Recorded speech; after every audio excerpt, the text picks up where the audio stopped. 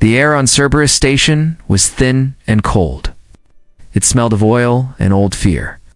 Leo Vance stood on the command deck, his hands flat on the cold metal console. On the main screen, a silent enemy fleet hung in the blackness. They were called the Chimeric Host. They did not speak. They just waited. 19 days. That was how long they had been sending the distress call. No one answered. Command had gone quiet a week ago. They were a sacrifice, a piece left on the board to be taken. A young technician, Maya, looked up from her station. Her face was pale. The last power cell is failing. Stealth field goes down in 3 minutes. Leo did not look away from the screen. He saw the enemy ships, their shapes like dark knives, gave the order, prepare for close-in defense.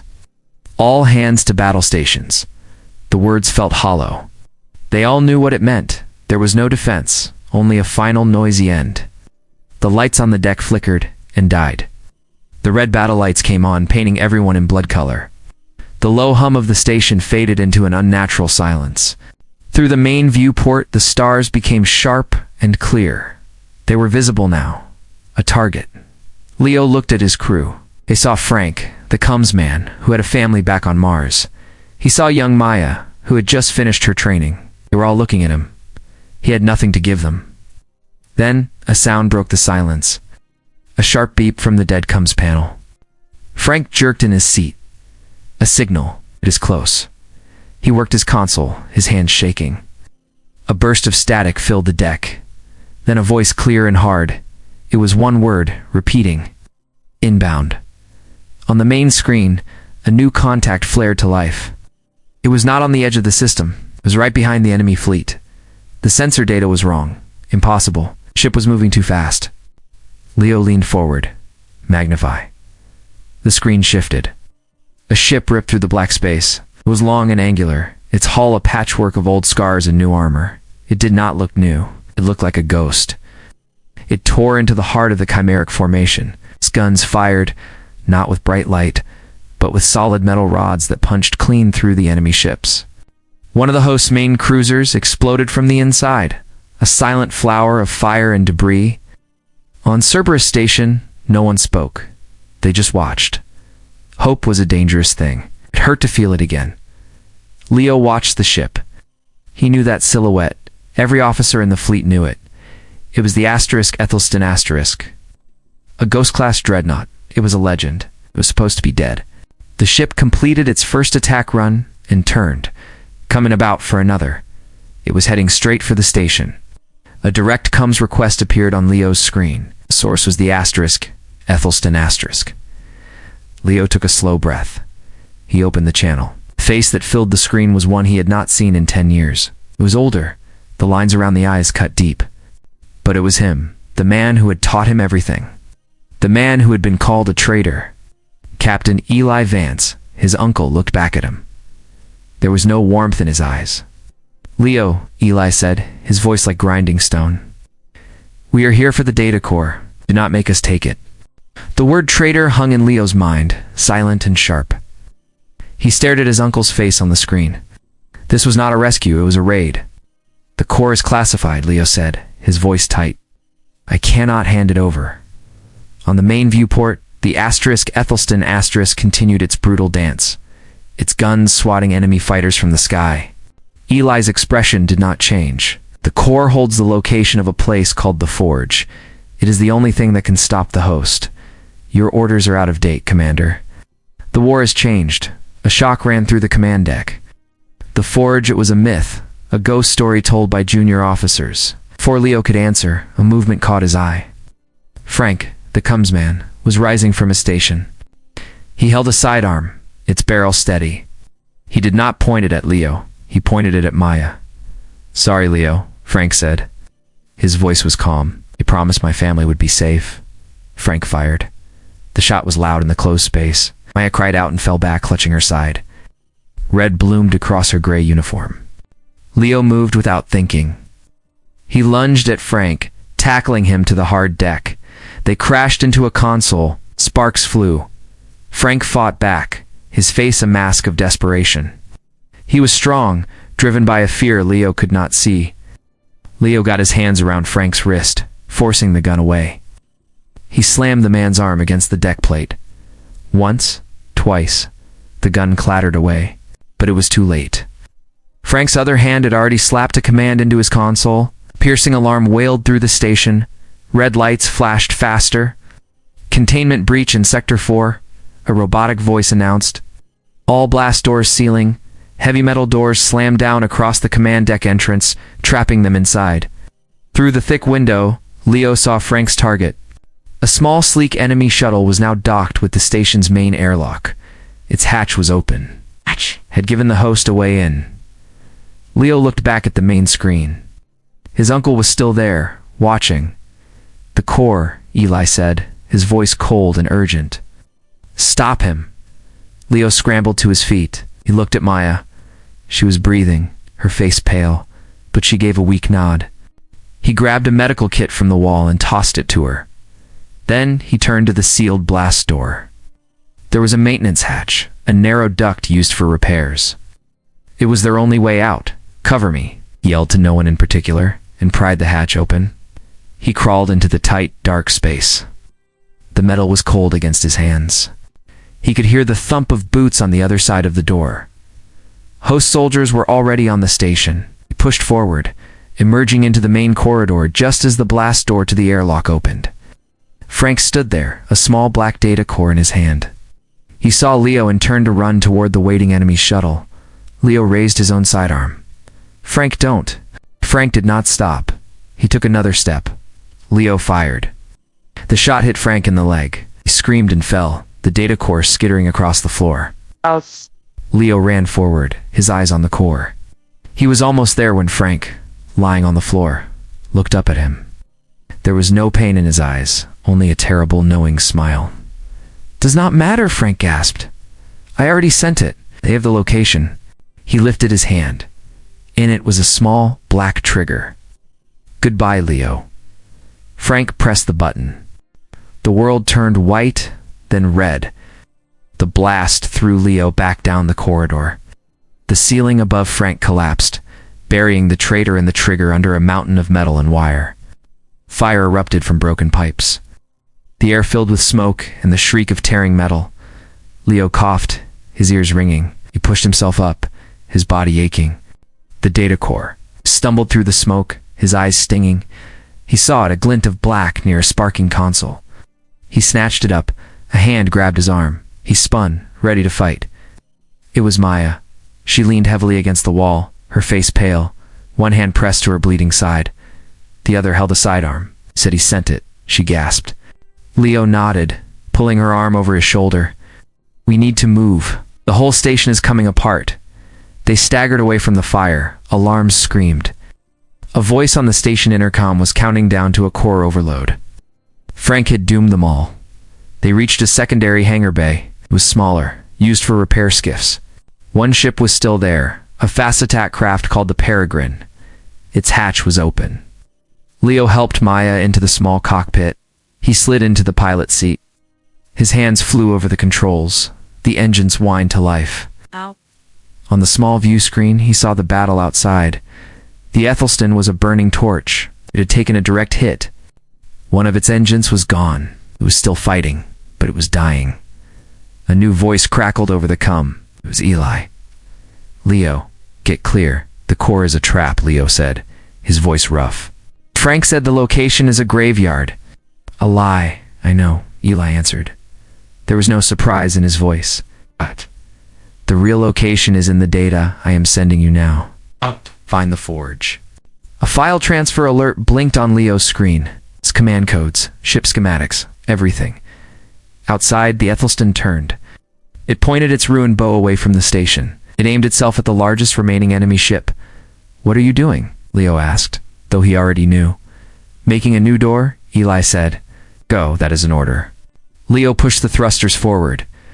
The Peregrine shot out of the hangar just as the Ethelston's reactor went critical. The light was brighter than a sun. It swallowed the enemy fleet. It swallowed the dying dreadnought. The shockwave hit the Peregrine, throwing it forward like a leaf in a storm. When the light faded, there was nothing left. No enemy ships, no Ethelston, only dust and silence. Leo set the course from Eli's data. The coordinates led to a gas giant, a swirling ball of orange and red. He flew the Peregrine into the storm. The ship shook violently. Lightning flashed around them. Then the turbulence stopped. Calm space opened in the clouds, and there it was. It was not a shipyard. It was a single ship. It was massive, larger than any vessel Leo had ever seen. Its hull was dark and covered in weapon ports. It looked less like a ship and more like a mobile fortress. The identification code appeared on his screen. Gormagander, Planet Killer Class. A automated voice came over the comm. Welcome, Commander Vance. Command authorization required. Primary code accepted. Awaiting secondary code. Leo entered the codes Eli had given him. The system blinked red. Error. Secondary command authority denied. Code is invalid? He tried again. Same result. He pulled up the command profile for the secondary authority. The name and face that appeared made his blood run cold. It was the supreme commander of the entire fleet. The most powerful man in human space. The man who had ordered them to be left to die. The Jormungandr would not wake for him. The real key was in the hands of the man who had betrayed them all. Leo stared at the screen. Face of Supreme Commander Corrigan looked back at him. It was the face from news broadcasts and fleet bulletins. The face of a hero. The face of the man who had sold them out. Next to him, Maya breathed slowly, her hand still pressed to her wound. He is the traitor, she whispered. The head of the snake. Leo's mind raced. Corrigan had access to everything. Fleet movements. Defense plans. He had let the host get this far. He had sacrificed Cerberus Station to protect his secret. We cannot fight him, Maya said. He controls the entire fleet. Leo looked at the massive warship floating outside. The asterisk. Jormungandr asterisk. It was a key to a locked door. He had one half. Corrigan had the other. Maybe we do not fight him, Leo said. Maybe we expose him. He turned back to the asterisk Peregrine asterisk console. He opened a channel. It was a tight beam, point-to-point signal, the kind used for secret talks. He entered the code for Corrigan's private office on Earth. The connection chimed. Once, twice, then it opened. Corrigan was there. He sat in a clean, well-lit room. He looked calm, yet showed no surprise. Commander Vance, Corrigan said. His voice was smooth and warm.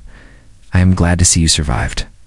The loss of the asterisk Ethelston asterisk is a tragedy. You have the command code for the asterisk Jormungandr asterisk, Leo said, cutting through the lies. I know what you did.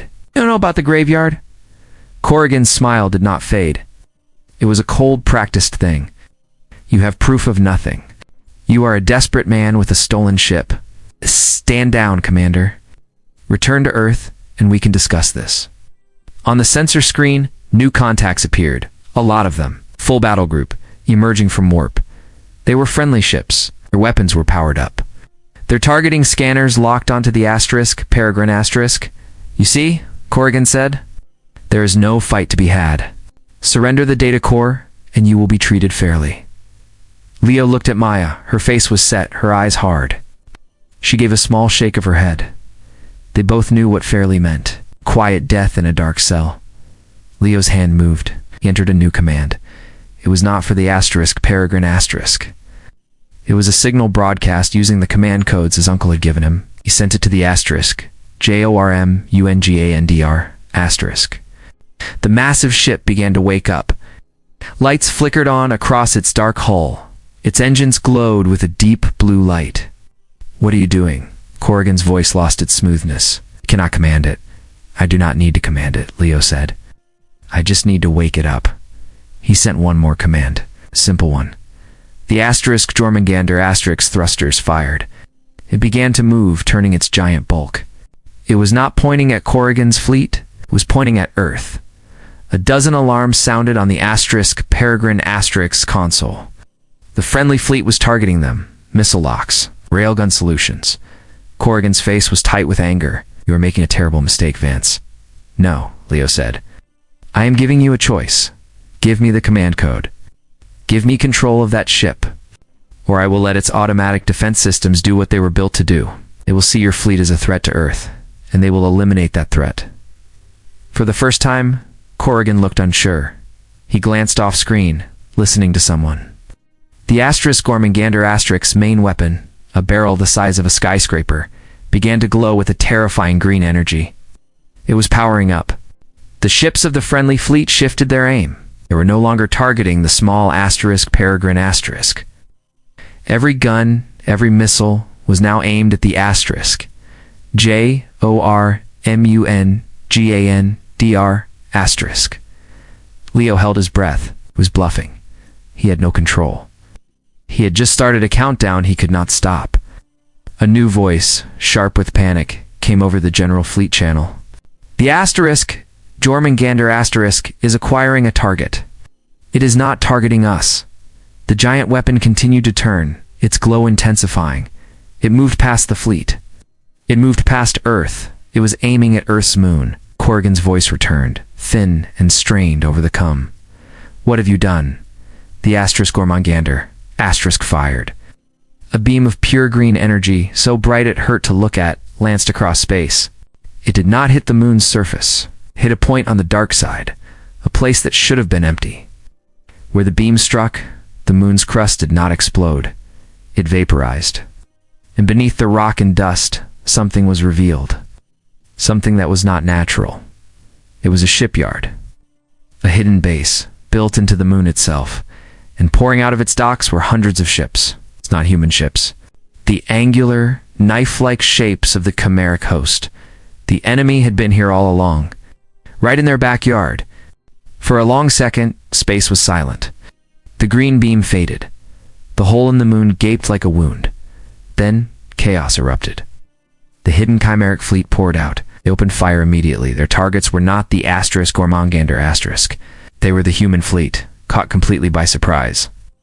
Ships that had been aiming at Leo now exploded into fireballs. The cums exploded with panicked voices, shouts of confusion and betrayal. On the screen, Corrigan's face was a mask of pure shock. He had not known. The base was too secret even for him. He was just a useful tool. All units engage, Corrigan screamed, his voice cracking. Engage the hostiles. The human fleet broke formation, turning to meet the new threat. It was a slaughter. The chimeric ships had perfect position. They cut through the human lines. Leo watched, his heart pounding. The asterisk, JORMUNGANDR, asterisk, hung in space, its weapon dark. It had done its job. It had revealed the truth. Now it was just a giant, silent witness. We have to get out of here, Maya said. She pointed at the scanner. A group of chimeric fighters had broken away. They were speeding toward the asterisk Peregrine asterisk. They knew who had exposed them. Leo pushed the thrusters to full power. The small ship shot forward, weaving through the debris of dying ships. Laser fire streaked past the view screen. We cannot outrun them, Maya said, her voice tight with pain. A new signal flashed on the cum. It was a text message, not a voice. The source was unknown. Asterisk dock with the Jormungandr, Bay Alpha 7. Hurry. Asterisk Leo did not hesitate. He changed course, aiming for the giant warship. An opening appeared in its side, a small hangar bay. He flew inside, the enemy fighters close behind. The bay doors slammed shut behind them, crushing one of the pursuers. The asterisk Peregrine asterisk settled onto the deck with a jarring clang. The hangar was empty and dark. The air was cold. Leo helped Maya out of the ship. They stood on the metal deck, their footsteps echoing. A single door hissed open at the far end. A woman stood there. She wore a simple gray jumpsuit. She was holding a medical kit. It was Maya, the same face, the same hair. But this Maya stood straight, her eyes clear and sharp. There was no wound in her side. Leo looked at the woman beside him, the Maya he had saved, who had bled on Cerberus Station. She looked back at the other woman, her expression unreadable. The real Maya from the door spoke. Her voice was calm and sure. The copy served its purpose. It got you here. Leo turned to the woman beside him. The one he had protected. The one he had trusted. She met his gaze, and for a single moment, her face was empty of all emotion. A blank slate. Then she raised her sidearm, not at the real Maya. At Leo. The mission is not over, the copy said.